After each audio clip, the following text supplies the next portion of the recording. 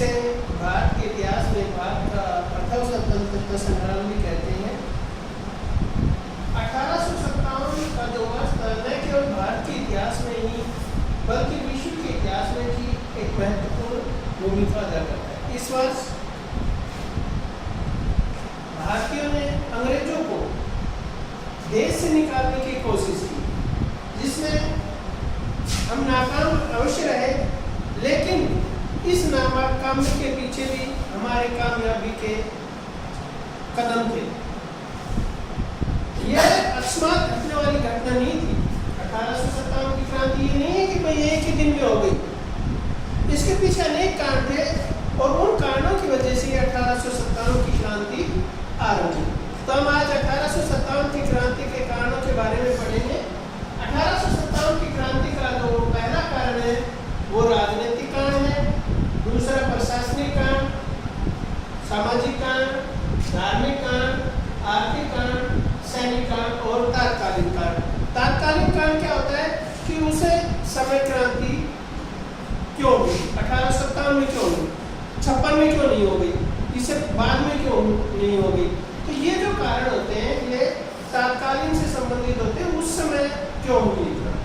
अब हम सबसे पहले इसके जो पढ़ेंगे वो राजनीतिक कारण पढ़ेंगे। कौन से कारण पढ़ेंगे? राजनीतिक कारण क्या होते हैं? जो शासन से संबंधित होते हैं। तो इसमें पहला जो कारण है वो है लॉर्ड वेल्लेस्ली की सहायक संधि व्यवस्था। लॉर्ड वेल्लेस्ली है वो भारत के गवर्नर जनरल बनकर आए थे और वो 1798 से 1805 तक भारत के गवर्नर जनरल। कब से? 1798 से 1805 तक। तो उन्होंने एक नीति चलाई जिसको सहायक संधि व्यवस्था के नाम से जाना जाता है। इस व्यवस्था के अंदर क्या था कि भारतीय राजा नवाबों को अंग्रेजों के साथ एक संधि करनी पड़ती थी और उस संधि की कुछ शर्तें थी। उन शर्तों का भारतीय राजा नवाबों को पालन करना पड़ता था। इसके बदले में कंपनी क्या करती थी? कंपनी उस भारतीय राजा नवाब की को रक्षा करने का आश्वासन देती थी। भाई अगर कोई बाहरी शक्ति आप पर आक्रमण करेगी तो हम आपकी सुरक्षा करेंगे। लेकिन इस संधि के दुष्परिणाम निकले। भारतीय राजा नवाब है वो अंग्रेजों के बंद पक्षी की तरह, जैसे पिंजरे में बंद पक्षी होता है ना, उस तरह से हो गए भारतीय राजा नवाब। वो उस पिंजरे से अंग्रेजों की जो सहायक संधि व्यवस्था थी उससे बाहर ही नहीं निकल सकते थे। दूसरा पॉइंट आता है इसमें लॉर्ड डलहौजी की लैप्स की नीति। लॉर्ड डलहौजी एक कट्टर अंग्रेज थे जो 1848 से 1856 तक भारत के गवर्नर जनरल रहे।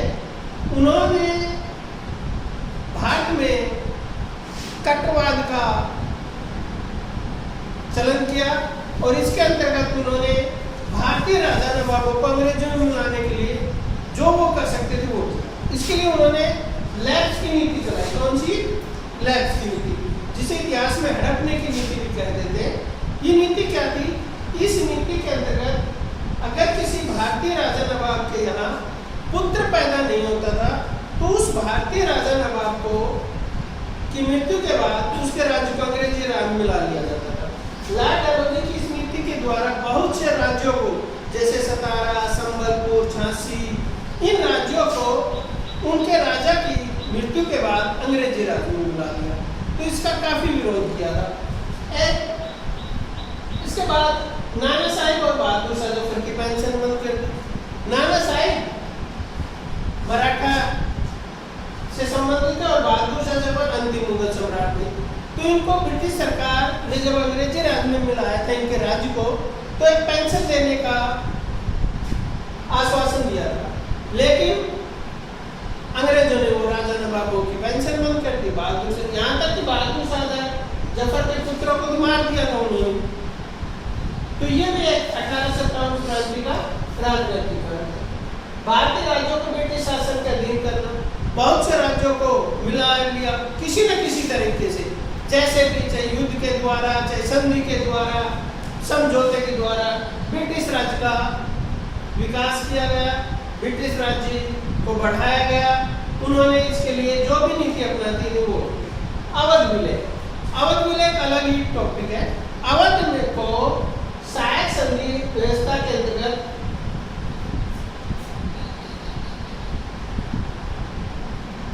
ब्रिटिश राज में मिला है।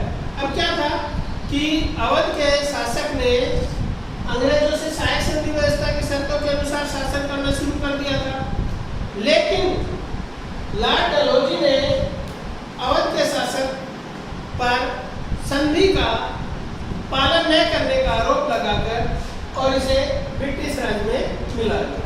तो ये 1857 की क्रांति के कौन से कांड थे? राजनीतिक कांड। राजनीतिक कांड के बाद आता है प्रशासनिक कांड। कौन से आते हैं? प्रशासनिक कांड। प्रशासनिक कांड क्या होते हैं? जो प्रशासन से संबंधित होते हैं। तो जैसा कि आप देख सकते हैं इसमें प्रशासन में भारतीयों को उच्च पद नहीं दिए गए, क्योंकि उस समय कंपनी का शासन था।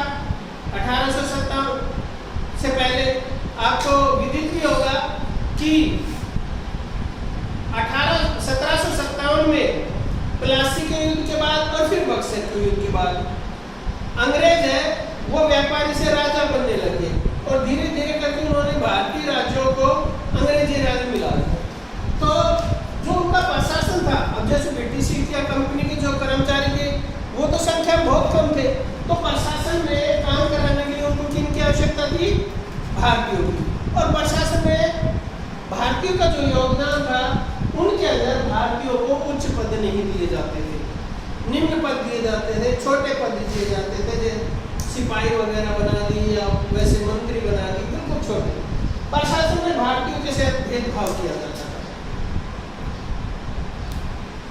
भारतीयों पर अत्यधिक करते, प्रशासन में जो भारतीय थे उनको बहुत अधिक करते। भारतीयों को प्रशासनिक पदों पर कम वेतन दिया जाता, तो इसमें क्या होता है? कम वेतन। मान लो एक अंग्रेज है और एक भारतीय एक ही पद पर बैठे हैं, तो अंग्रेज कर्मचारी को ज्यादा वेतन दिया जाता था, भारतीय कर्मचारी को कम वेतन दिया जाता था।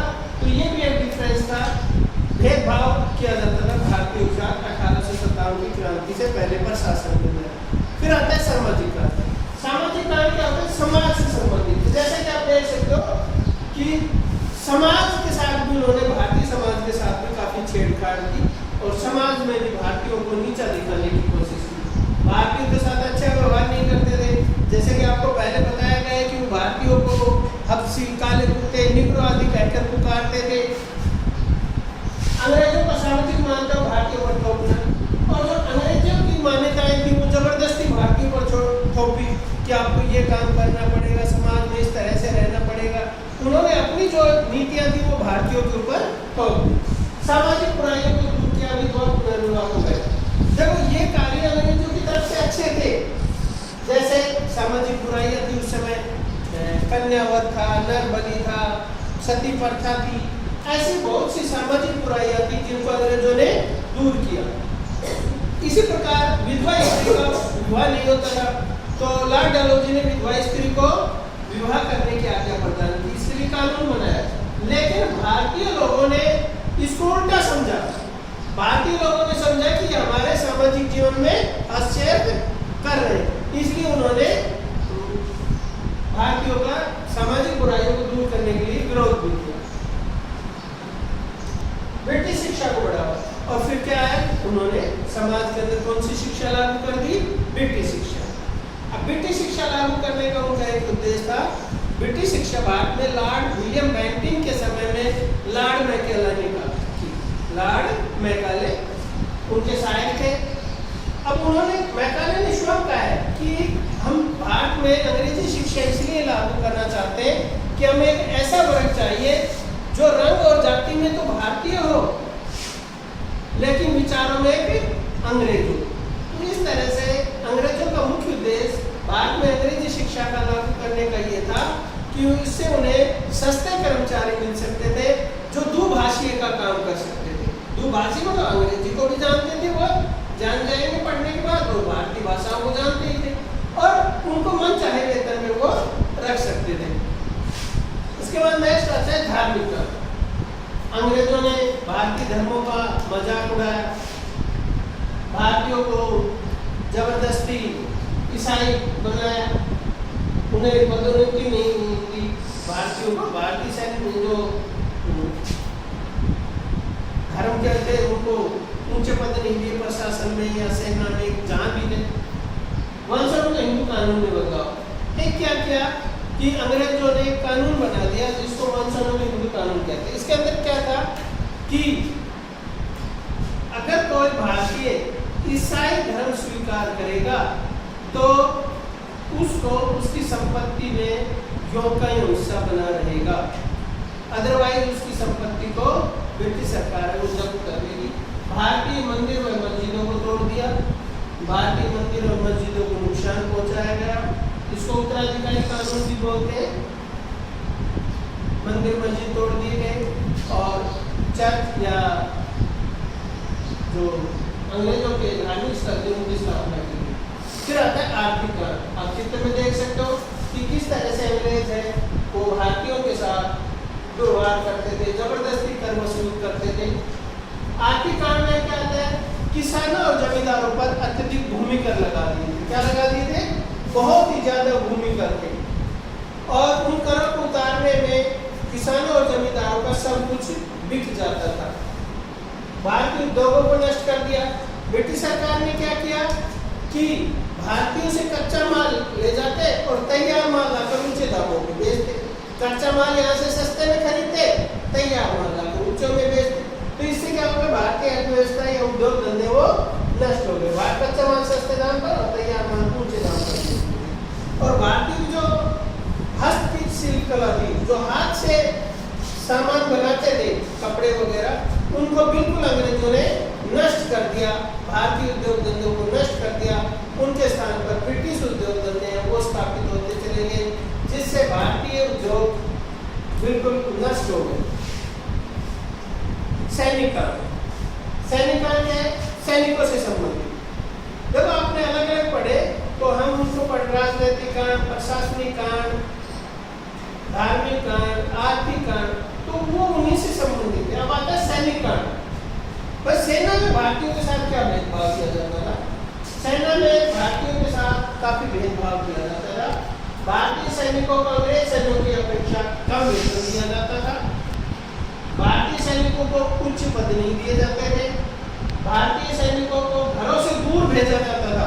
घरों के आसपास नहीं रखते थे, उनको दूर भेज देते थे। यहाँ तक कि अंडमान निकोबार द्वीप समूह या अन्य जगहों पर, जिसको इतिहास में काला पानी के नाम से भी जाना जाता है, वहां तक भेज देते थे और वो अपने घर वालों से या अंग्रेजों के खिलाफ कोई भी योजना इस प्रकार से नहीं बना रह सकता था, दूर रहता था। अब आता है तात्कालिक काल। तात्कालिक काल में चर्बी वाले कारतूस, ये देखिए मंगल पांडे है, ये उनकी डाक टिकट है जो भारत सरकार ने जारी कर रखी है। चर्बी वाले कारतूस, चर्बी वाले कारतूस क्या थे कि भारतीय सैनिकों को एक नई राइफल दी गई जिसमें जो कारतूस डलता था उसको डालने से पहले मुंह से काटना पड़ता था। किससे? मुंह से, दांतों से काटना पड़ता था। और ये अफवाह फैल गई कि इनमें गाय और सुअर की चर्बी है। किसकी? गाय और सुअर की चर्बी। तो गाय और सुअर के लिए क्या था कि गौ है वो हिंदू के लिए पवित्र है और जो मुस्लिम धर्म के लोग हैं वो सुअर का मांस नहीं खाते। तो इस तरह से ये जो तात्कालिक काल था, ये दोनों धर्म के लोगों के लिए बड़ा ही विनाशकारी सिद्ध हुआ और भारतीय सैनिकों ने इन कारतूसों का प्रयोग करने से मना कर दिया। और ये सबसे पहले मंगल पांडे ने उन कारतूसों का प्रयोग करने से मना किया और विद्रोह किया। मंगल पांडे को ब्रिटिश सरकार ने फांसी दे दी गई 8 अप्रैल को, लेकिन इससे विद्रोह की आग शांत नहीं हुई। भारतीय लोग, राजा, नवाब, साधारण सभी लोग, सैनिक अंग्रेजों के खिलाफ एक योजना बनाने लगे कि किस तरह से इनसे युद्ध किया जाए। तो इसके लिए गुप्त रूप से योजना बनाई गई, एक क्रांति की योजना बनाई गई और लोगों का संदेश भेजे गए। संदेश भेजने का माध्यम था कमल का फूल और चपाती। कमल के फूल और चपाती के द्वारा पूरे भारत में एक योजना सूचना भेजी गई कि हम 11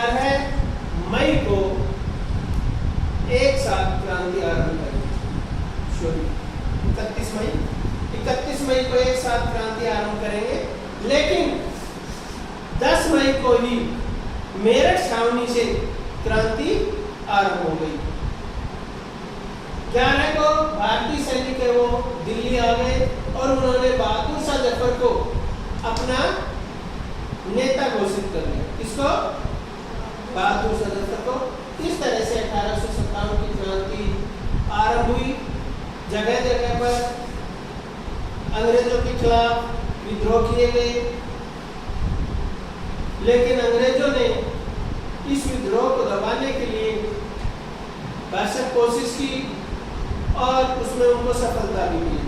1857 की क्रांति के प्रमुख केंद्र आपके सामने हैं, आप देख सकते हैं। दिल्ली प्रमुख केंद्र था।